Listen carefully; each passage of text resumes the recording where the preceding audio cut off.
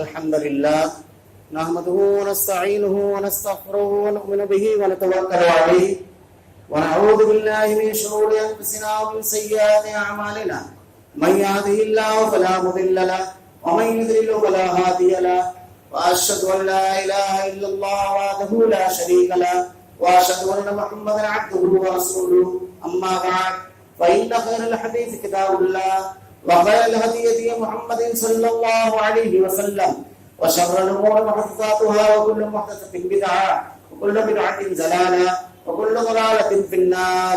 أعوذ بالله من الشيطان الرجيم. بسم الله الرحمن الرحيم. قاف والقرآن المجيد بل عجبوا أن جاءهم منذر منهم فقال الكافرون هذا شيء عجيب أإذا متنا وكنا ترابا ذلك رجل بعيد قد علمنا ما تنقص الأرض منهم وعندنا كتاب حديث بل كذبوا بالحق لما جاءهم فهم في أمر مريض أفلم ينظروا إلى السماء فوقهم كيف بنيناها وزيناها وما لها من فروج والأرض مددناها وألقينا فيها رواسي وأنبتنا فيها من كل زوج بهيج تبصرة وذكرى لكل عبد منيب ونزلنا من السماء ماء مباركا فأنبتنا به جنات وحب الحصيد والنخل باسقات لها طلع نضيد رزقا للعباد وأحيينا به بلدة ميتا كذلك الخروج كذبت قبلهم قوم نوح وأصحاب الرس وثمود وعاد وفرعون وإخوان لوط وأصحاب الأيكة وقوم تبع كل كذب الرسل فحق وعيد أفعينا بالخلق الأول بل هم في لبس من خلق جديد. قال الله تعالى في القرآن المجيد والفرقان الحميد أعوذ بالله السميع العليم من الشيطان الرجيم. بسم الله الرحمن الرحيم. ومن يشاقق الرسول من بعد ما تبين له الهدى ويتبع غير سبيل المؤمنين نولي ما تولى ونصليه جهنم وساءت مصيرا. تمام تعریفیں اللہ رب العالمین کے لیے جو تمام جہانوں کا یک و تنہا خالق و مالک ہے، اور بے شمار درود و سلام اللہ کے آخری نبی حضرت محمد صلی اللہ علیہ وسلم.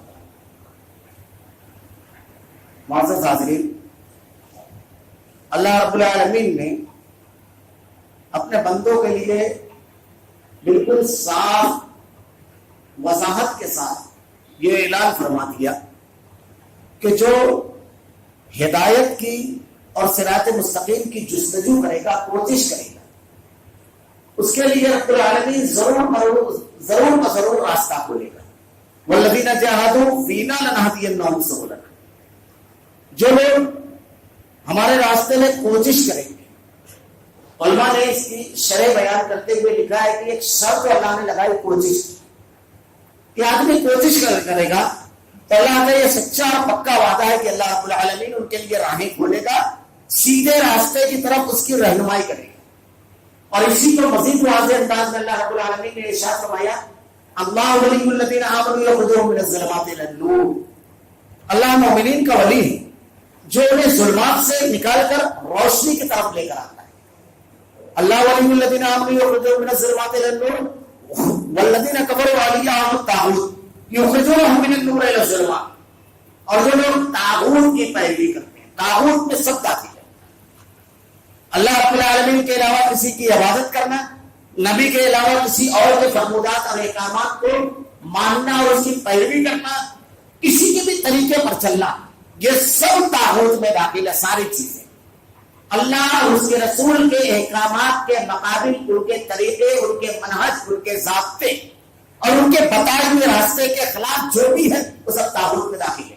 اب اگر کوئی شخص کسی معاملے میں طاغوت کی طرف اپنا رخ کر لیتا ہے تو اللہ نے کہا پھر ان کا معاملہ یہ ہے کہ وہ روشنی سے اندھیرے کی طرف جاتے ہیں، یعنی شیطان ان کو پھر اس راستے کی طرف لے جا کر کے آگے لے جاتا ہے. اللہ رب العالمین نے بڑی وضاحت کے ساتھ ارشاد فرمایا ومن یشاقق الرسول من بعد ما تبین له الهدى ویتبع غیر سبیل المؤمنین. اللہ رب العالمین نے جب ہدایت کو واضح کر دیا، صراط مستقیم کو، کہ اس راستے کو آپ کو اپنانا ہے زندگی کے ہر موڑ پر، اس کو جب واضح کر دیا تو اس کو واضح کرنے کے بعد رسول کا طریقہ آ جانے کے بعد ومن یشاقق الرسول من بعد ما تبین له الهدى ویتبع غیر سبیل المؤمنین، اور پھر تو اتنا نہیں ہوا کہ اللہ رب العالمین نے ہدایت کو تعلیمات کے ذریعے واضح کیا، بلکہ ایک نبی کے اوپر اسے نازل کیا اور اس نبی نے عمل کر کے بتایا. اور اللہ تعالیٰ نے ارشاد فرمایا لقد کان لکم فی رسول اللہ اسوۃ حسنہ، تمہارے لیے بہترین اسوہ اور نمونہ نبی کی زندگی ہے. اللہ کے رسول صلی اللہ علیہ وسلم کی زندگی کے نشیب و فراز اتار چڑھاؤ کو جو ہم دیکھتے ہیں تو اس میں کوئی اور زندگی کا آپ ایسا نہیں پائیں گے کہ اللہ کے نبی صلی اللہ علیہ وسلم کی تعلیمات موجود نہ ہو اور آپ کو اسوہ اور نمونہ نہ موجود ہو. آپ انتہائی مشکل دور سے بھی گزرے جب آپ کے ہر طرف دشمن تھے، آپ کو جانی مالی اور معاشرتی نقصان یعنی عزت کا جو نقصان ہے یہ پہنچانے کی ہر کوشش کی دشمنوں نے. اللہ رب العالمین نے آپ کو انتہائی قوت اختیار اور غلبہ دیا. یعنی جب مکہ فتح ہوا تو یہ عالم تھا اللہ کے نبی صلی اللہ علیہ وسلم کا ایک اشارے پر ایسے جانثار 10,000 آپ کے پاس موجود تھے جو کسی کا بھی سر قلم کر سکتے تھے ایک اشارے پر. اور اس میں ایسے جوامرد اور بہادر تھے کہ جن کے نام سے سرماؤں کے پتے پانی ہو جاتے تھے. حضرت خالد بن ولید رضی اللہ تعالیٰ عنہ سیف اللہ، حضرت عمر فاروق رضی اللہ تعالیٰ عنہ، حضرت عبیدہ بن جراح رضی اللہ تعالیٰ عنہ، حضرت قعقاع بن عمرو، حضرت عبداللہ بن زبیر رضی اللہ تعالیٰ عنہ، یہ جلیل القدر صحابہ کرام جو اللہ کے نبی کے ایک اشارے پر سب کچھ قربان کر دینے اور کسی بھی قوت سے ٹکرا جانے والے تھے. حضرت سعد بن عبادہ کا وہ جملہ بڑا مشہور ہے کہ اللہ کے نبی سے کہا کہ اللہ کے رسول ہم جنگ کے بیٹے ہیں اور آپ فیصلہ کیجئے، انشاءاللہ ہم آپ کی آنکھیں ٹھنڈی کر دیں گے، ہمارا معاملہ ایسا ہوگا. اور بدر کے موقع پہ چونکہ اچانک معرکہ ہوا تھا تو کہا اللہ کے نبی جو پیچھے جن کو ہم چھوڑ کر آئے ہیں وہ ہم سے زیادہ آپ سے محبت کرنے والے ہیں، اور اللہ کے نبی جو مال آپ لے لیں گے وہ ہم کو زیادہ محبوب ہے اس مال سے جو ہمارے پاس رہ جائے، اس مال سے. اور اللہ کے نبی ہم اپنی سروں کو اپنی جانوں کے بدلے آپ کی حفاظت فرمائیں گے. ایسے حالات بھی اللہ کے نبی صلی اللہ علیہ وسلم کے اوپر آئے. آپ کے دشمنوں نے آپ کو ہر طریقے سے سازشیں کر کے آپ کو نقصان پہنچانے کی کوشش بھی کی. ہر پہلو سے آپ کی زندگی رسوا نمونہ. اور صرف محمد رسول اللہ صلی اللہ علیہ وسلم کی ذات اقدس ہی نہیں بلکہ اللہ نے ارشاد فرمایا فَإِنْ آمَنُوا بِمِثْلِ مَا آمَنْتُم بِهِ فَقَدِ اهْتَدَوْا، ایسا ایمان لاؤ جیسا صحابہ کرام نے ایمان لایا. صحابہ کرام کی پوری ایک جمعیت جسے اللہ رب العالمین نے انسانی سماج اور معاشرے میں سے چن لیا تھا، قیامت تک کے جن کے کاندھوں پر ہدایت کی ذمہ داری تھی، اس پر عمل کیا انہوں نے اور دین کو اپنی زندگی میں نافذ کیا. وہ اللہ کے منتخب بندے تھے اور سارے امتحان میں جب کامیاب ہوئے تو اللہ نے ان کے لیے یہ خوشخبری سنائی رضی اللہ عنہ ورضوا عنہ، اللہ ان سے راضی ہوا، اللہ سے راضی. کہیں اللہ رب العالمین نے کہا یہی ہدایت یافتہ ہیں والذین آمنوا وہاجروا فی سبیل اللہ والذین آووا ونصروا اولئک هم المؤمنون حقا لهم مغفرۃ ورزق کریم. ان کی مغفرت کا وعدہ کیا رب العالمین نے، ان کے ہدایت کا واضح اعلان کیا. تو اللہ نے ارشاد فرمایا ہدایت آ جانے کے بعد، رسول کا طریقہ واضح ہو جانے کے بعد وَيَتَّبِعْ غَيْرَ سَبِيلِ الْمُؤْمِنِينَ، جو مومنین کا راستہ چھوڑے، مومنین کا راستہ نہ اختیار کرے. یہ جن لوگوں سے خطاب ہوا جن کے درمیان یہ آیت نازل ہوئی وہ گروہ صحابہ کرام کا تھا. وَيَتَّبِعْ غَيْرَ سَبِيلِ الْمُؤْمِنِينَ نُوَلِّهِ مَا تَوَلَّىٰ وَنُصْلِيهِ جَهَنَّمَ. اب اس کو چھوڑ کر کے اللہ کے کلام، نبی کے فرمان اور صحابہ کے طریقے کو چھوڑ کر کے اگر کسی اور طرف آدمی متوجہ ہوتا ہے نُوَلِّهِ مَا تَوَلَّىٰ وَنُصْلِيهِ جَهَنَّمَ، تو اللہ تعالیٰ اس کو اسی طرف ڈال دے گا. پھر اس کو ایسا لگے گا کہ یہی میں اسی میں خیر خائی ہے، اسی میں کامیابی ہے، اسی میں میرے مسائل کا حل ہے، اور اللہ رب العالمین اس کو اسی طرف ڈال دے گا. اور اس کے بعد اللہ نے اس کا انجام یہ بتایا وَنُصْلِيهِ جَهَنَّمَ. ایسے لوگوں کے لیے اللہ رب العالمین نے جہنم کو تیار کر رکھا ہے. جہنم کا عذاب ہے، یہ دوزخ میں داخل کیے جائیں گے. وَسَاءَتْ مَصِيرًا، یہ انجام ہے ان لوگوں کا نافرمانی کرنے کے بنیاد. ہم اگر اپنی سماجی اور معاشرتی زندگی دیکھیں تو ہماری سماجی اور معاشرتی زندگی کے بڑے مسائل میں سے جو بڑا مسئلہ یہ ہے کہ زندگی کے بہت سارے معاملات ایسے ہیں جس میں ہم ہدایت واضح ہو جانے کے باوجود، رسول کا طریقہ ہونے کے باوجود، اہل ایمان کا ایک گروہ بڑا ہمارے سامنے ہے جس نے عمل کیا، یہ ہونے کے باوجود ہمارا اسوہ اور طریقہ کار شریعت کے بالکل خلاف ہوتا ہے۔ اس کے اسباب مختلف ہوتے ہیں۔ کبھی تو یہ سبب ہوتا ہے کہ شریعت کا علم نہ ہونا، یہ بھی بڑی ضروری چیز ہے۔ شریعت کا علم آدمی کو ہونا چاہیے۔ اللہ کے نبی نے ارشاد فرمایا طلب العلم فریضۃ علی کل مسلم، ہر مسلمان، مرد، عورت، بچہ، بوڑھا، اس پر اسلام کا علم حاصل کرنا فرض ہے۔ کتنا علم اللہ نے خود واضح کیا، فلا نفر من کل فرقۃ منهم طائفۃ لیتفقهوا فی الدین، ایسا نہیں ہونا چاہیے سب کے سب نکل پڑو۔ تم میں ایک گروہ ہونا چاہیے جو دین کی فقہ حاصل کرے، یعنی دین کے علم میں مہارت حاصل کرنے کے لیے ایک طبقہ ہوتا ہے، لیکن اتنا علم ہر شخص کو حاصل کرنا ہے فرض ہے جتنا اس کی ضرورت ہے۔ عقیدے کا علم، ایک آدمی قیامت روز اللہ کے جناب میں یہ بول کر کے چھٹکارا نہیں پا سکے گا کہ اللہ مجھ کو تو معلوم ہی نہیں ہو سکا، میں پڑھا لکھا نہیں تھا، میں تعلیم یافتہ نہیں تھا، توحید مجھ کو نہیں سمجھی۔ اللہ اس سے سوال کرے گا تو نے شرک کو کس سے سیکھا؟ باپ دادا سے شرک کو سیکھ لیا تو نے؟ یہی توحید سیکھتا ہے اس کی جگہ۔ اللہ رب العالمین نے تو ہدایت کے بے شمار ذرائع رکھے تھے دنیا میں، تو نے کبھی کوشش کی؟ بلکہ قیامت کے روز منظر ہے کہ جو لوگ بڑے لوگوں کی اتباع پیروی کریں گے اور جب ان کو جہنم میں جانے کا اللہ تعالیٰ حکم دے گا فرشتوں کو کہ ان کو جہنم میں ڈال دو گے، تو اللہ سے کہیں گے رب العالمین یہ ہمیں گمراہ کرتے ہیں، انہی لوگوں نے ہم کو صراط مستقیم سے ہٹایا، اللہ ان کو دوہرا عذاب دے۔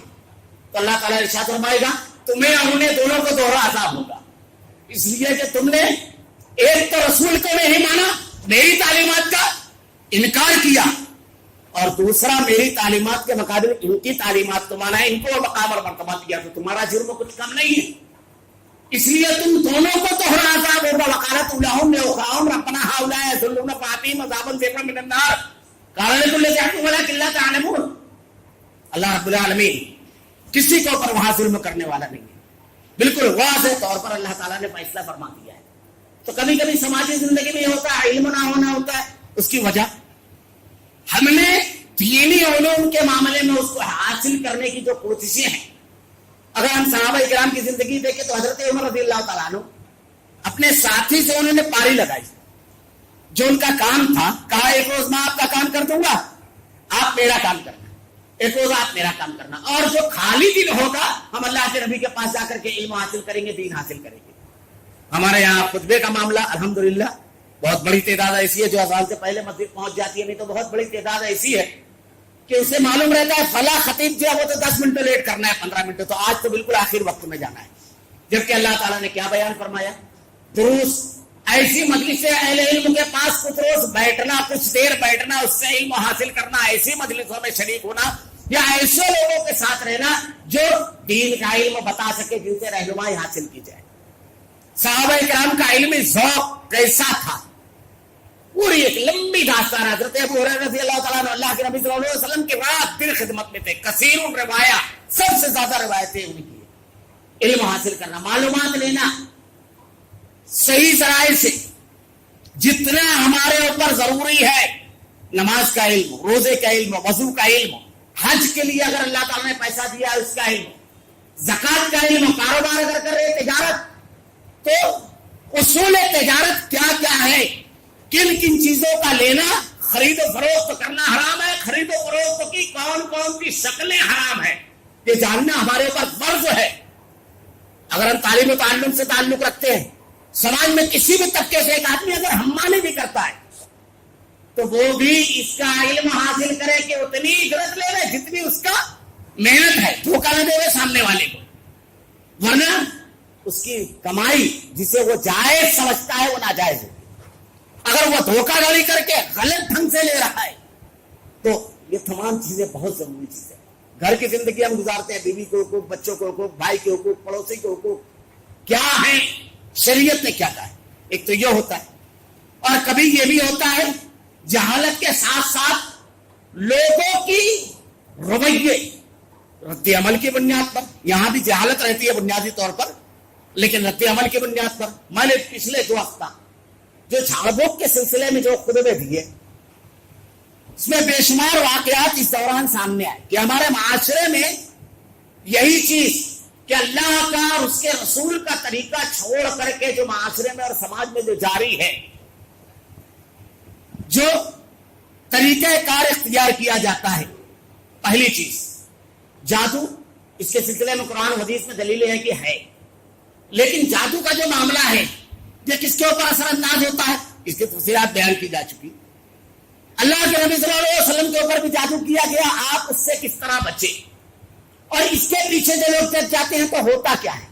عموماً ہمارے سماج اور معاشرے میں جھاڑ پھونک کرنے والوں کا جو ایک طبقہ ہے، ایک بڑا طبقہ، اس میں آپ اہل علم اور متقی علماء کو خال خال پائیں گے، بڑی مشکل سے کوئی ملے گا جو اس کے سلسلے میں لگا ہوا ہے، ورنہ عموماً اس میں پیشہ ور لوگ ہیں جو لوگوں کے عقیدے اور دین پر حملہ کرتے ہیں اور کیا کیا کرتے ہیں۔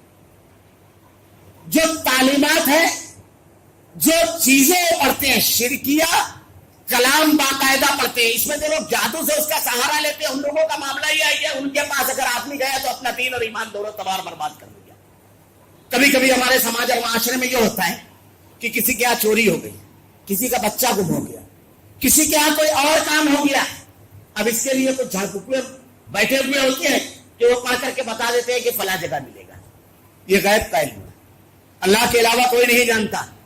اللہ کے رسول صلی اللہ علیہ وسلم حضرت عثمان ذو النورین کو مکہ بھیجا گفتگو کرنے کے لیے، حدیبیہ کے موقع پر جھوٹی خبر آئی کہ آپ کو شہید کر دیا گیا، آپ نے ایک بیعت لی، اس بیعت کا نام ہے بیعت رضوان باقاعدہ۔ اللہ نے قرآن میں تذکرہ کیا، لقد رضی اللہ عن المؤمنین اذ یبایعونک تحت الشجرہ، درخت کے نیچے جن لوگوں نے بیعت کی کہ ہاتھ عثمان کا ہاتھ، اور اللہ کی قسم ہم قتل عثمان کا قصاص لیں گے، یہ اللہ کے نبی بیعت کر رہے ہیں۔ اللہ کے نبی نے کچھ پاک کر کے نہیں دیکھا کہ حضرت عثمان رضی اللہ تعالیٰ عنہ مکہ میں ٹہل رہے ہیں، کیونکہ ان کے رشتے داروں نے روک لیا تھا، لیکن ان کے پاس آپ جائے ابھی وہ فلاں جگہ ہے، فلاں جگہ سے نکلنے کی ایک اندازہ انہوں نے بیان کر دیا۔ حالانکہ اکثر اس میں جھوٹ ہوتا ہے، لیکن وہ سچ جھوٹ ایک الگ ہے۔ جانے کے بنیاد پر اس نے نجوم کا دعویٰ کیا کہ غیب کی باتیں جانتا ہے، اس کی تصدیق کر دی، ہم نے 40 روز کی نماز گئی ہماری، اب پڑھ بھی رہے ہیں تو صحیح مسلم کی روایت ہے، ہم نے دین کا انکار کر دیا، یہ معمولی چیز نہیں ہے۔ صرف وہ جانے کے بنیاد پر وہ جھوٹ اور سچ بالکل جھوٹ ہوتا ہے۔ اللہ کے نبی صلی اللہ علیہ وسلم سے ایک صحابی نے آ کر کے کہا کہ اللہ کے نبی کبھی کبھی ان کی باتیں صحیح ہو جاتی ہیں۔ اللہ کے نبی نے ارشاد فرمایا وہ شیطان ہے جو کچھ باتیں کبھی کبھی سن لیتے ہیں اور پھر اس کو خبر دے دیتے ہیں، اس میں 100 جھوٹ ملا کر کے اپنی طرف سے بیان کرتے ہیں۔ تو سمجھ لو ایسے شخص کا اس کا معاون شیطان ہے، ایسے شخص کا جس کے پاس، اگر ایسے آدمی کے پاس ہم جائیں ہمارے سماج اور معاشرے میں، کیا اللہ کے نبی کے دور میں یہ طریقہ کار تھا؟ کوئی چیز کو تو شریعت نے کوئی اس کے بارے میں حکم نہیں دیا ہم کو۔ حضرت عائشہ صدیقہ کا ہار گم ہوا، پورا واقعہ اس کا موجود ہے ام المومنین کا، آپ کے اوپر سنگین الزام لگایا گیا۔ سورہ نور پڑھ جائیے، کچھ پڑھ کر کے کسی نے نہیں دیکھا، ام المومنین نے بھی نہیں، کسی صحابی نے بھی نہیں، تلاش کرنے کے بعد ملا۔ ایسے بہت سارے واقعات، میں نے پچھلے ہفتہ بھی عبیرہ کا واقعہ بیان کیا تھا کہ اللہ رب العالمین نے وحی کے ذریعے بیان کیا، یہ کوئی ضابطہ نہیں ہے، بالکل صاف ہدایت ہے اس سلسلے میں کہ اگر کوئی چیز گم جائے تو اس کو تلاش کیا جائے، کوشش کی جائے، اور اس کے بعد پھر اللہ کی مشیت۔ حضرت یوسف علیہ السلام کا واقعہ قرآن میں اللہ نے بیان فرمایا، بھائیوں نے کنواں میں ڈالا اور حضرت یعقوب کو آ کر کے کہتے ہیں وجاؤ اباہم یسعون یبکون، ہائے ابا۔ آپ نے پڑھ کر کے نہیں دیکھا کہ حضرت یوسف علیہ السلام تو ابھی کنویں میں، کوئی ذریعہ نہیں ہے، یہ عقیدے اور دین پر حملہ ہے۔ بہت اختصار کے ساتھ یہ ان کے پاس جانے والے، خاص طور سے جو ان کے داعی اور مبلغ ہیں، میں نے اس سے پہلے کہا تھا، اللہ نے کہا شیاطین الانس اور شیاطین الجن، جنوں کے جو شیطان ہیں وہ وسوسہ ڈالتے ہیں، اور انسانوں کے جو شیطان ہیں برا مشورہ دیتے ہیں شرک کا، کفر کا۔ جو جیسے خواتین گھر میں اگر بہو اچھے ڈھنگ سے نہیں رہ رہی، ارے اللہ کے پاس جا، اس سے یہ لے کر آ جا، مسئلہ حل ہو جائے گا۔ یہ وہی ہے شیاطین الانس۔ شوہر بہت زیادہ توجہ نہیں دے رہا ہے بیوی کی طرف، اب وہ اپنا محاسبہ نہیں کرتی ہے کہ کیا وجہ ہے، کیا اسباب ہے، اللہ تعالیٰ نے قرآن میں بیان فرمایا ہے اگر فرما بردار اور تابع دار عورت ہوگی تو اللہ رب العالمین اس کا فائدہ دے گا. اگر واقعی ایسا ہے کہ وہ ہماری طرف متوجہ نہیں ہے, اللہ تعالیٰ نے ارشاد فرمایا, اللہ کے نبی کی بالکل صاف حدیث ہے, ہمارے لیے بہت بڑا مسئلہ ہے خاتون کے لیے, تو اس کا شوہر اگر اس کی طرف متوجہ نہیں ہے بہت بڑا مسئلہ ہے. اللہ کے نبی نے ارشاد فرمایا کہ رات کا ایک پہر ایسا ہوتا ہے کہ اللہ رب العالمین آسمان دنیا پر نزول فرماتا ہے اور ارشاد فرماتا ہے اے میرے بندے مانگ آئے ضرورت مند, اپنے ہاتھ کو اس کے جناب میں اٹھائے کہ اے دلوں پہ پھیرنے والی ذات رب العالمین, اس کا دل میری طرف راغب کر دے رب العالمین, میرے گھر کو جنت بنا دے. دلوں پہ پھیرنے والی ذات اس رب العالمین کی ہے, کوئی اس کی اصلاح نہیں کر سکتا, اس سے مدد مانگی جائے. اللہ کے نبی نے اس کا اذکار بیان فرمائے, حسن اخلاق کے ذریعے کسی کو اپنا تابع کیا جائے. اللہ کے نبی نے اس کی تعلیمات بیان فرمائی, اپنے حقوق ادا کیے جائیں, یہ سب طریقہ کار, لیکن بجائے اس کی طرف رہنمائی کرنے کے کہ اپنا محاسبہ کریں, اپنے رویے کو تبدیل کریں اور اللہ سے مدد مانگے, صبح شام کے اذکار کریں. ہمارے یہاں عقیدہ اس میں بعض مرتبہ ایسا بھی ہوتا ہے کہ اس میں ان لوگوں کا بھی کچھ کام ہے, مردوں کا. کبھی کبھی تو ایسا ہوتا ہے کہ بیوی کی طرف اتنا راغب ہے کہ والدین کی طرف کوئی توجہ نہیں ہے. میں اکثر واقعہ بیان کرتا ہوں, ہم کو ڈاکٹر صاحب نے بیان کیا کہ میرے پاس ایک آدمی آیا اپنی بیوی کو لے کر کے اور اپنی والدہ کو, پہلے والدہ کو لے کر آیا, بوڑھی خاتون تھی, کھڑی ہوئی چکر آ گئی. میں نے چیک کیا, کہا کہ کمزوری زیادہ ہے, کچھ قوت بخش غذائیں اور ٹانک وغیرہ لے. ارے ڈاکٹر صاحب ٹانک کی کوئی ضرورت نہیں, گھر میں بہت اچھا کھانا بنتا ہے, پھل بھی روز لے کر آتا ہوں. ارے بولے لکھ دیتا ہوں کمزور ہو گئی ہے. نہیں, دوسرے ہفتہ اسی دن جمعہ کے دن اپنی اہلیہ کو لے کر آیا. کیا بولے اچانک کھڑی ہوئی تو اندھیرا چھا گیا. ڈاکٹر صاحب مسکرائے, عمر کی اس منزل میں کبھی کبھار ہوتا ہے, یہ بیماری نہیں ہے, ہر کسی کو ہوتا ہے. نہیں ڈاکٹر صاحب ذرا دیکھو کمزوری امزوری. ارے نہیں ہوتا ہے بھائی. نہیں ڈاکٹر صاحب کوئی جیسے ٹانک وغیرہ لکھ دیتے. کہا ضرورت نہیں ہے, مگر وہ سر ہو گیا, وہی شخص سر ہو گیا, ٹانک لکھوا کر لے گئے. ہم اپنی اہلیہ کے لیے اگر کچھ لے کر جاتے ہیں تو والدین بھی جنہوں نے 5 پوس کا بڑھا دیا اس کو اہلیت دیتے ہیں.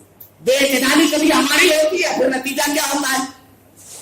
اب ماں کسی سے اپنا دکھا بیان کرنے بیٹھ گئی کہ میرے بیٹے کا معاملہ یہ ہے کہ کل گھر میں آتا تھا تو پوچھتا تھا امی کھائی, امی کیوں لیٹی ہوئی ہے. اب آج گھر میں رہتا ہے تو اہلیہ سے پوچھ رہا ہے, کھا چکی ہے 2 مرتبہ بولتی, پھر بھی پوچھ رہا ہے کھائی کہ نہیں اچھی طرح. اللہ کے نیک بندے, جس نے تجھ کو پیدا کیا, راتوں کی نیند اڑا دی, تیرے واسطے اپنی سکون کو غارت کیا, اپنے خوشیاں قربان کی تیرے واسطے, اس سے پوچھا کیا احساس نہیں ہوگا؟ اب وہ کسی کو دکھڑا بیان کر رہی ہے تو بجائے یہ کہ اپنے بیٹے کو تو تنہائی میں بیٹھ کر سمجھا کہ بیٹا یہ رویہ تیری آخرت سے متعلق ہے, مجھ کو اذیت پہنچے گی تو تیری آخرت بھی خراب ہوگی, دنیا بھی. میری دعاؤں کی وجہ سے تو تیری دنیا بھی بنے گی, آخرت بھی. اللہ کے نبی کی حدیث ہے. اس کو نہیں سمجھ رہا ہے, کچی عمر ہے. اللہ سے دعا کر رب العالمین سے, لیکن وہ اس کی وجہ فلاں کے پاس جا, وہ لا کر دے, یہ بس اس کو گاڑ دے یا اس کو پہنا دے یا اس کو کھلا. یہ غلط شیاطین الانس, یہ رہنمائی کرنے والے. اب ایک شخص نے غلط رویہ اختیار کیا, واضح ہدایت کے باوجود باپ ماں کے ساتھ کیا کرنا, بیوی کے ساتھ کیا رویہ, یہ سب قرآن و حدیث میں, یہ معمولی چیزیں نہیں ہیں. ہمارے ایک رویہ سے ہم نے کبھی اس پر توجہ ہی نہیں دی. کبھی ایسا ہوتا ہے کہ بیوی کی طرف کوئی توجہ نہیں ہے, 5,001 روپئے میں لونڈی لے کر آیا ہے آدمی, ایسا لگتا ہے. اب جو بھی ہے سب ماں کا اعتدال ہونا چاہیے, دونوں کے الگ الگ حقوق ہیں. میں اکثر کہا کرتا ہوں, ہمارے یہاں لوگ بزرگ نیک متقی لوگوں کو تلاش کرتے ہیں اور ان سے کہتے ہیں کہ ہمارے لیے دعا کیجیے. بالکل اللہ کے نبی صلی اللہ علیہ وسلم نے بیان فرمایا, حدیث ہے, کہہ سکتے ہیں, لیکن اللہ کے نبی نے ارشاد فرمایا اولاد کے حق میں والدین کی دعا عرش کے اور اس کے بیچ کچھ نہیں, اللہ قبول کرتا ہے. کچھ مت کیجیے. آپ کے گھر میں اگر آپ کے بوڑھے والدین ہیں, آپ کے والدین ہیں, ان کو خوش کیجیے, دل سے دعا نکل جائے, مصیبتیں راستہ تبدیل کر دیں گی, ترقی منہ پھاڑ کر آواز دے گی آپ کو. یہ اللہ تعالیٰ نے بیان فرمایا. یہ ہمارے یہاں بچہ بیمار ہے, سب سے زیادہ عقیدے کی خرابی یہیں پر ملے گی. तावीज लटकाना, गंडा लटकाना, पलीते जलाना। अल्लाह के नबी सल्लल्लाहु अलैहि वसल्लम ने इरशाद फरमाया, मन लका तमीमतन फक़द अशरक इन्न रुका वत्तमाम वत्तवल्लत शिर्क। जिसने तमीमा लटकाया, तावीज लटकाई, गंडा लटकाया, उससे शिर्क किया। अल्लाह के नबी सल्लल्लाहु अलैहि वसल्लम ने इरशाद फरमाया, लानत उस शख्स पर जो गांड मारे और फूंके उसके अंदर। अल्लाह के नबी सल्लल्लाहु अलैहि वसल्लम के पास एक मर्तबा एक सहाबी आया, कड़ा पहने से कहा ये क्या है? कहा वाहिना नामी बीमारी की वजह से, हमारे यहाँ आज धागे डोरों का रिवाज बना हुआ है। कहा क्यों? कहा ये हाथ पतला हो गया, एक बीमारी होती थी जिसमें हाथ पतला हो जाता था, जैसे हमारे यहाँ पैर में पोलियो होता है उस टाइप। तो कहा अगर तो इसको पहले हुए मर गया तो तुझको निजात नहीं, और अल्लाह कभी तुझको शिफा नहीं देगा, क्योंकि जिस चीज के हवाले आदमी अपने आप को करता है अल्लाह उसी के हवाले कर देता है। खुला हुआ शिर्क अपने बच्चों को, और बचपन में हम उसकी तालीम दे रहे हैं। अच्छा, इन तावीज़ात में लिखा क्या होता है? कभी हमने इसको देखा, कभी गौर किया? मैंने एक मर्तबा खुतबा दिया, तो वो जो पार्टी होती है मजदूर लोग जिसमें सीमेंट वगैरह भरते हैं, वो भर करके तावीज टूटी। अल्लाह ने लोगों को हिदायत दी। मैंने उस खुतबे में कहा था शायद किसी तावीज में आपको कुरान की आयत मिले। 48 तावीजें तोड़ी गई, 48। सब में क्या था? 23, 35, 44, 50। पहाड़े की किताब से सब नंबर 8 डालते हैं ना हमारे यहाँ, वो। या तो इब्लीस, जिब्राइल, मीकाईल इनके नाम थे। अब ये बच्चा, ये इल्म है, आप लोगों को जानते हैं आप कि ये इल्म एजाज जो है, यानी गिनती का इल्म हो, ये जो 786 बड़े शौक से लिखते हैं और उस पर लोग बहस करते हैं। नमरूद हजरत इब्राहिम अलैहिस्सलाम में के दौर में उसका जो सबसे बड़ा पुत्र, उस दौर का बाल देवता, उसके महापुजारे ने इस इल्म को बनाया है। इस इल्म का मौजूद है, ये इस्लामी इल्म नहीं है, ये यूनानियों से आया मुसलमानों के दरमियान। इसलिए आपको कहीं इसकी कोई मिसाल मुहद्दिसीन और सहाबा किराम के यहाँ नहीं, फुक़हा के यहाँ भी नहीं मिलेगी। यानी आपको इमाम अबू हनीफा रहमतुल्लाह अलैह, इमाम मालिक, इमाम शाफी, अहमद इब्न हंबल का भी कोई कौल नहीं मिलेगा। और ये तावीज़ात किसी एक अल्लाह के नबी सल्लल्लाहु अलैहि वसल्लम से एक रिवायत पेश की जाए, बाज़ लोग एक रिवायत अजीब व गरीब पेश करते हैं कि हज़रत अब्दुल्लाह इब्न मसूद रज़ियल्लाहु तआला अन्हु कि उन्होंने अपने बेटे को गर्दन में दुआ लिखकर लटकाई। वो है असल में अत्तैयार। एक बड़ी पार्टी पर तख्ती पर आपने लिख दी ताकि बच्चा देख देख याद करे, देख देख करके उसको याद करे। उसके लिए इससे लोग दलील, अल्लाह के नबी सल्लल्लाहु अलैहि वसल्लम ने हर चीज की दुआ बताई है। पहला नुकसान तो ये कि उसके हवाले कर रहे हैं जिसका कोई कुरान और हदीस से सबूत नहीं है, बल्कि जो बाल देवता के महापुजारी ने बनाया है। सिर्फ इतना नहीं, शिर्क कैसे है? हमारा बच्चा है, हजरत जुबैर, अब्दुल्लाह बिन जुबैर एक मर्तबा खेल रहे थे, हजरत उमर रज़ियल्लाहु तआला अन्हु आए, तमाम बच्चे भाग गए। हजरत अब्दुल्लाह बिन जुबैर रज़ियल्लाहु तआला अन्हु को हजरत उमर रज़ियल्लाहु तआला अन्हु ने देखा, कहा तुम क्यों नहीं भागे? कहा क्यों भागू? कोई जुर्म किया है मैंने? कोई जुर्म नहीं किया है। आप मुस्कुराए, सर पर हाथ फिरा और गुजर गए। ये क्या था? यह अकीदा था कि उस हकमुरा के सामने कि जिसके नाम से रूम ईरान के हकमुरा कांपते थे, उनके सामने ये तौहीद पिलाई जाती है बच्चों के अंदर।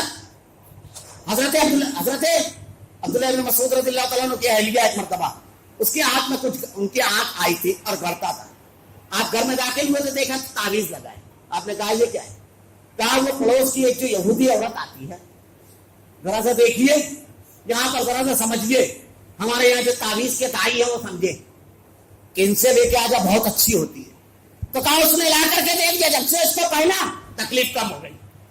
अल्लाह बेशुमार रहमतें नाज़िल फरमाए, अब्दुल्लाह इब्न मसूद रज़ियल्लाहु तआला अन्हु पर जवाब दिया है और अकीदा भी खोल दिया। क्या इरशाद फरमाया? ये शैतान है जो तुम्हारी आंख में कचोटे लगाता था, तुमने शिर्क किया, वह हट गया। पकड़ करके तावीज नोच ली और कहा आले अब्दुल रहमान शिर्क से पाक है। ये मामूली चीज नहीं। अब देखिए, एक 5 साल का बच्चा, माँ बाप ने उसके गले में तावीज डाल दिया कि मैं तावीज डाल दिया, बेटा कुछ नहीं होगा, बेफिक्र है।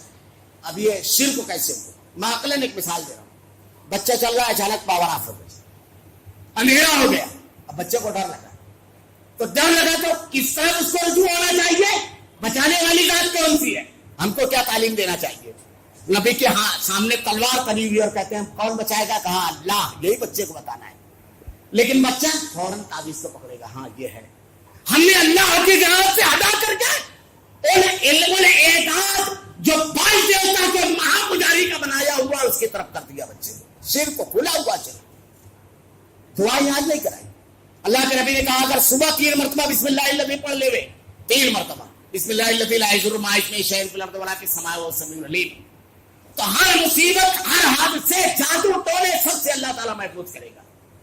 اگر بسم اللہ توکلت علی اللہ لا حول ولا قوت الا باللہ العلی العظیم گھر سے نکلتے ہوئے پڑھ لے تو 2 شیطان بات کرتے ہیں اس نے اپنا گھر اور اپنے آپ کو دونوں کو محفوظ کر لیا. اب ہمارا کوئی زور نہیں. رات کو سوتے وقت تو اللہ کے نبی صلی اللہ علیہ وسلم تینوں کل پڑھتے تھے. اپنے دونوں ہاتھ پر دم کرتے اور پورے بدن پر جہاں تک ہاتھ جاتا پھیرتے. فرشتوں کو اللہ تعالیٰ حفاظت میں معمور کر دیتا ہے. آپ کا بچہ سو نہیں رہا ہے. اللہ کے نبی نے ارشاد فرمایا اللهم غارت النجوم وهدات العيون وانت حي قيوم لا تاخذه سنة ولا نوم اللهم اهدي ليلي وعلم عيني. پڑھیے دیکھیے 5 منٹوں میں بچہ سوئے گا. ہم نے دعاؤں کو یاد کرنا چھوڑ دیا. یہ تعویذ پھیلانے کے ساتھ ساتھ یہ کیا گیا کہ ہمارے گھر سے اور ہمارے معاشرے سے دعائیں نکل گئی. نظر لگی اللہ کے نبی نے اس کی دعا بتائیے. کہیں تکلیف ہو اللہ کے نبی نے کہا سیدھا ہاتھ رکھیے اس مقام پر 3 مرتبہ بسم اللہ پڑھیے. اگر موت نہیں ہوگی بڑھاپا نہیں ہوگا تو اللہ شفا دے گا. 3 مرتبہ بسم اللہ پڑھیے اور 7 مرتبہ اعوذ بعزت اللہ وقدرتہ من شر ما اجد وحاذر. اللہ کے نبی صلی اللہ علیہ وسلم نے اب ہمارا کاروبار خراب ہو گیا, ہمارے گھریلو معاملات خراب ہیں, بچہ بیمار ہے, دعا کرنا ہے, دوا کرنا ہے کہ اللہ کے نبی کا طریقہ ہے. اور اس کے بعد پھر اللہ کی مشیت. اگر نہیں اچھا ہوتا ہے تو گھر میں بہو اچھے ڈھنگ سے نہیں رہی ہے, بیٹے کا رویہ اچھا نہیں ہے, ماں کا رویہ اچھا نہیں ہے, دین کی تعلیمات انہیں بتانا ہے, اللہ سے اس کا دل بدلنے کی دعا کرنا ہے, اپنے رویہ کو شریعت کے مطابق کرنا ہے. وَيَتَّبِعْ غَيْرَ سَبِيلِ الْمُؤْمِنِينَ اس راستے پر نہیں جانا ہے جو اہل ایمان کا راستہ نہیں ہے. صحابہ کرام نے یہ کبھی نہیں کیا, اللہ کے نبی نے کبھی نہیں کیا. یہ جو تعویذ گندا کرتے ہیں جو لوگ, اس میں تو بہت سارے بڑے بڑے علماء ہیں. شرک کی تعلیم امام ابو حنیفہ رحمۃ اللہ علیہ نے پوری زندگی ایک تعویذ لکھاؤ, قیامت کے صبح کا سورج طلوع ہو جائے گا لیکن کوئی شخص اس کو ثابت نہیں کر سکتا. اور آپ کہتے ہیں کہ ہم مقلد ہیں. امام مالک, امام شافعی, احمد بن حنبل, اور پھر اس میں جو پیسے وغیرہ کا جو کاروبار چلتا ہے بدعقیدگی کے ساتھ, کاروبار نہیں چل رہا ہے. کاروبار کیسے چلے گا؟ ایمانداری سے, دیانتداری سے, وعدہ خلافی نہ کرنے پر, صلہ رحمی کرنے پر, اللہ کے راستے میں مال نکالنے پر, فجر کی نماز کے بعد تو کوشش کرنے پر. یہ ساری چیزیں تبین لہ الہدی واضح طور پر قرآن حدیث میں اللہ نے بیان فرمائی. اللہ کے نبی نے کہا اللہ اس گھر کو برکت دے رب العالمین. فجر کی نماز کے وقت جن کے دروازے کھل جاتے ہیں, جو کوشش کرتے ہیں, جو محنت کرتے ہیں. اللہ کے نبی نے ارشاد فرمایا واضح ہدایت موجود ہے. اب اس میں کچھ چیزیں اور بھی ہیں. مثلا یہ تمام چیزیں جو غیر شرعی کرتے ہیں, ہر چیز کا حل اور علاج اللہ کے نبی صلی اللہ علیہ وسلم نے ایک تو یہ کہ کہیں ایسا تو نہیں کہ وہ معاملہ ہمارے رویے کی وجہ سے, کہیں ایسا تو نہیں کہ بیماری ہے, کہیں ایسا تو نہیں کہ ہم تمام پہلوؤں پر غور نہیں کر رہے ہیں, حقوق کی ادائیگی نہیں کر رہے ہیں, یہ کہیں ایسا تو نہیں کہ ہم دعاؤں کا اہتمام نہیں کر رہے ہیں. جو اللہ کے نبی نے اس کا حل بتایا اس کا کہ ہم دعا کا اہتمام کریں, گھروں میں اس کی عادت بنائیے, انشاءاللہ یہ جھڑ پھٹوے خود بخود کم ہوں گے. ہم کو اپنی ماں اور بہنوں کی تکالیف پر نظر رکھنا ہے. بچہ بیمار ہے, ہماری توجہ نہیں ہے کہ کہاں جا رہا ہے. اہلیہ بیمار ہے, توجہ نہیں ہے کہاں جا رہا ہے. بیٹی ماں سسرال میں ہے, علاج کرنے کے بجائے جھڑ پھٹوے کے پاس جانا ہے. مر جا رہی ہے بچیاں, واقعات ہے کہ علاج نہیں ہوا, مر گئی. موت اور زندگی اللہ کے ہاتھ میں, لیکن پیٹ میں تکلیف ہے, ڈاکٹر کہہ رہا ہے, پنڈی سے کہا نہیں, جھڑ پھٹوے نے بتا دیا کہ کچھ کھلا دیا گیا, نعوذ باللہ استغفر اللہ.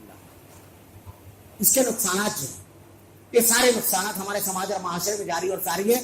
دعا کا اہتمام نہ کرنا. اس سے بچنے کا جو طریقہ ہے باوضو رہنا چاہیے, صبح شام کے اذکار پڑھے آدمی, اور اگر بالفرض ایسی کوئی بات ہے تو اللہ کے نبی نے دعائیں بتائی ہے, موعظتین پڑھیے, انشاءاللہ 1 مرتبہ 2 مرتبہ 3 مرتبہ پڑھ گیا, انشاءاللہ اللہ تعالیٰ شفا دے گا. کسی کے پاس جانے کی ضرورت نہیں. اللہ کے نبی نے ایسا فرمایا، صحیح بخاری کی روایت ہے کہ میں نے خواب دیکھا، میں نے دیکھا ایک نبی آئے، ان کے ساتھ ایک آدمی، ایک نبی آئے، ان کے ساتھ 2 آدمی، ایک نبی آئے، ان کے ساتھ کوئی نہیں۔ دیکھتا رہا، پھر دیکھا ایک نبی آئے، بڑا ایک بہت بڑا مجمع انسانوں کا۔ میں نے کہا شاید یہ میری امت ہے۔ کہا نہیں، یہ حضرت موسیٰ علیہ السلام کی امت ہے۔ آپ کی امت تو اس سے کئی زیادہ گناہ ہے، بڑی۔ پھر اللہ تعالیٰ نے ارشاد فرمایا، اس میں ایسے لوگ 70,000 بغیر حساب کتاب کے جنت میں جائیں گے جن لوگوں نے کبھی چھاڑ پھونک دم پھونک یہ سب نہ کیا، ہر معاملے پہ اللہ پر توکل کیا۔ حضرت عکاشہ رضی اللہ تعالیٰ عنہ کھڑے ہوئے اور کہا، اللہ کے نبی میرے لیے دعا کیجیے کہ رب العالمین مجھ کو انہی لوگوں میں سے کر دے۔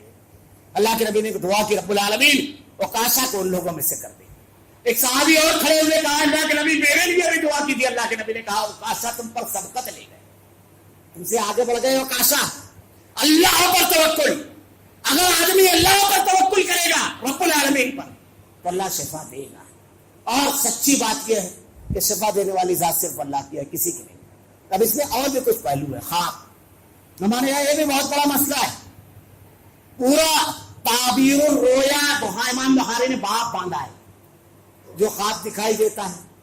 ایک تو ارحمان اس میں کیا جاتا ہے عقیدہ، کبھی کبھی خواب کے نام پر بھی کیا جاتا ہے۔ میں انشاءاللہ کبھی اور اس کی تفصیلات بیان کروں گا۔ لیکن یہ جو معاملہ ہے، کسی کو بھی بلا تحقیق تو نہیں کوئی کہتا ہم اس کو راوی بن جاتے ہیں، اس کو پھیلانے والے۔ اللہ کے نبی نے کہا کہ اگر کسی مسلمان کی عزت کے اوپر حملہ ہو، یہ اس کے لیے امتحان تو ہے، ہمارے لیے بھی آزمائش ہے۔ تو اگر ہم اس کا دفاع کریں گے تو روز محشر جب کوئی دفاع کرنے والا رہے گا، اللہ رب العالمین اس کی عزت کا دفاع کرے گا۔ یہ معمولی چیز نہیں ہے۔ کسی پر جھوٹا الزام لگانا بلا تحقیق، یہ ایمان اور اسلام نہیں ہے۔ اس کے بعد آپ ان لوگوں کے پاس یہ جھوٹے اور کذاب ہیں، اگر ان کا امتحان لینا چاہے تو 2 منٹوں میں آپ کا پورا معاملہ سامنے ہو جائے گا، 2 منٹوں کے اندر۔ ہمارے ایک عزیز نے ایک مرتبہ یہ کیا، ان کی شادی نہیں ہوئی تھی اور ایک جھڑ پھکوے کے پاس گئے، کہا کہ جب بھی شادی ہوتی طلاق ہو جاتا ہے، 5 عورت کو طلاق دے چکا ہوں۔ اب اس نے جو بھی چھو چھا کرنا تھا کرنے کے بعد کہا کہ یار اس کو تو بہت خطرناک کیا گیا ہے جادو۔ ان کی والدہ سے کہا 5,000 خرچ لگے گا، اس کو کھلایا گیا ہے، سانولے کلر کی ہے، تھوڑی سی صحت مند ہے اور کھڑی ناک ہے۔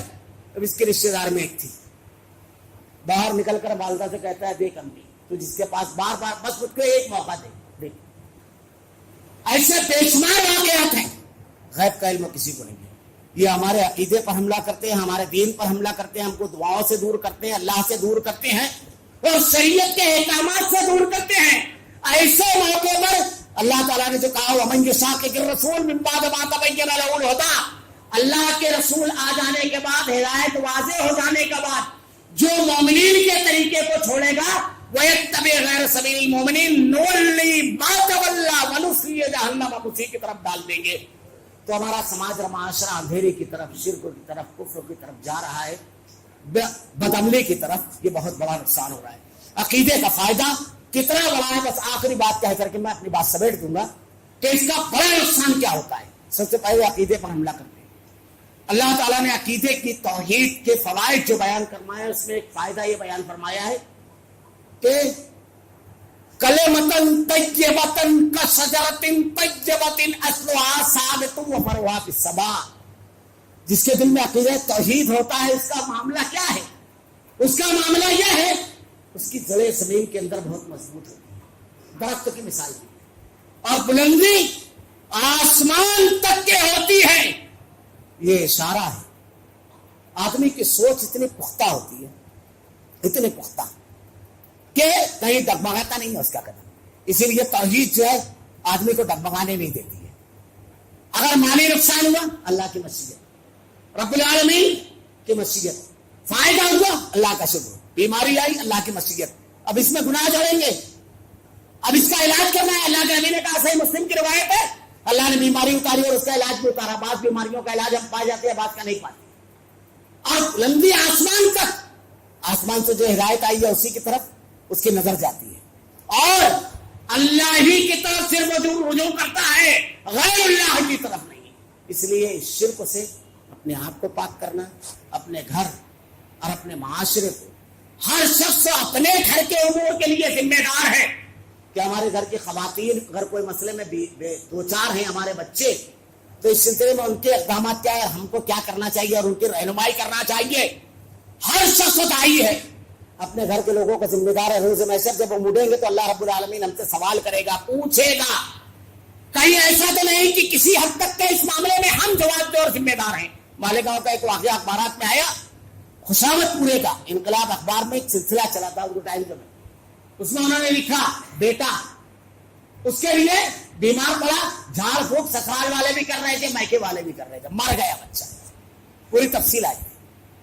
بچے سے ہاتھ دھو دیا، نہ میکے والوں کو ملا نہ سسرال والوں کو ملا، تو بدعقیدگی اور شرک ملا. تو یہ تو اس لیے اس سے اپنے آپ کو بچانا. دعاؤں کی کتابیں لائیے، صبح شام کے دعاؤں کے اذکار، خاص طور سے خواتین کو یہ چیز بتائی جائے، بیان کی جائے کہ یہ اذکار ہیں، یہ دعائیں ہیں، یہ پڑھ کر کے آپ بچے کو دم کیجیے. اللہ رب العالمین شفا دے گا. اللہ رب العالمین سے دعا ہے کہ الہ العالمین تیری واضح ہدایت آ جانے کے بعد رب العالمین تیرے رسول کا طریقہ، تیرے اوپر ایمان لانے والے صحابہ کرام مومنین کے طریقے کو زندگی کے ہر معاملے میں اپنانے کی توفیق دے. اللہ رب العالمین ہم تیرے بڑے کمزور بندے ہیں. رب العالمین ہر طرف شیطان اور شیطان کے کارندے بیٹھے ہوئے ہیں، اس کے مدارس کھلے ہوئے ہیں. رب العالمین الہ العالمین ہماری حفاظت فرما. رب العالمین تو ہی حفاظت فرمانے والا ہے. رب العالمین اللہم انی اسألک الہدی والتقی والعفاف والغنی. رب العالمین گناہوں سے ہماری حفاظت فرما. اے اللہ جن بھائیوں اور جن بہنوں کو سے غلطیاں ہو گئی رب العالمین ان کو توبہ کی توفیق دے.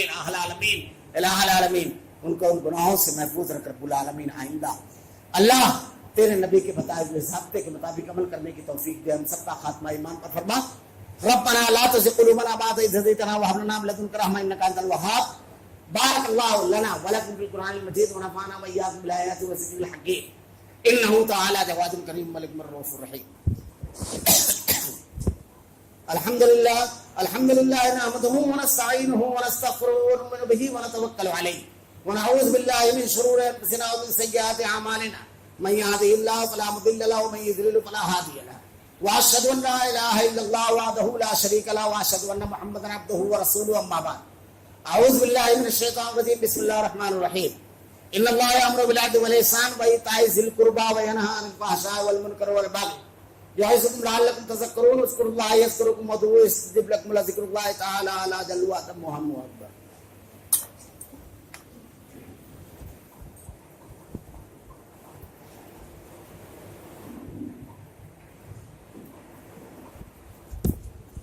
الله أكبر. أشهد أن لا إله إلا الله وأشهد أن محمدا رسول الله.